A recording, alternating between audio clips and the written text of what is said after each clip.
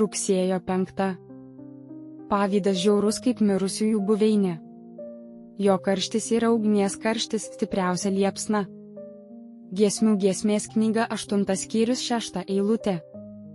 Pavydas yra vienas iš didžiųjų priešų, su kuriuo susiduria kiekvienas krikščionis. Šį priešą kaip Dievo, žmogaus ir kiekvieno gero principo priešininką turime nužudyti iš karto, kai tik jį pastebime. Kokiame laipsnyje, net ir laikinai apsigyvenęs pavydas sutepė mūsų širdį. Tokiame laipsnyje turime ir apsivalyti, panaudodami šventumo ir meilės dvasią. Pavydas jau pats savyje yra negailestingas ir žiaurus siaubūnas, bet negana to, jo nuodingos iltys padaro neišvengiamą skausmą ir kančią kitiems, atneša nelaimę ir galiausiai sunaikina tuos, kurie šį siaubūną prie savęs prisileidžia. Pavydas yra nuodėmė ir blogis mintyse, kuris gali greitai nuvesti iki nuodėmės ir blogio elgesyje. Jeigu protas jau kartą buvo apnuodytas pavydu, tuomet tik su dideliu vargu galėsime pilnai nuo jo apsivalyti, kadangi pavydas labai greitai viskam aplink save duoda savąjį atspalvį ir bruožą.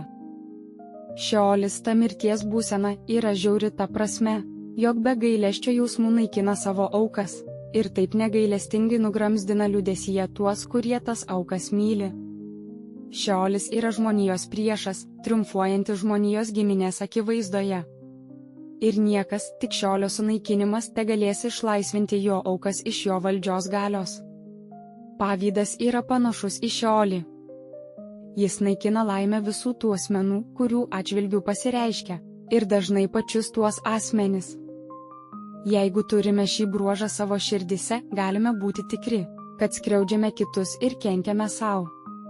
Su tuo blogiu turime nepermaldaujamai kovoti, kol jį nugalėsime, nes priešingų atveju pavydas tikrai mus sunaikins, nepalikdamas išsilaisvinimo galimybės. Klausimai. Kokius šią savaitę turėjau išbandymus susijusius su šiuo tekstu? Kaip juos priėmiau?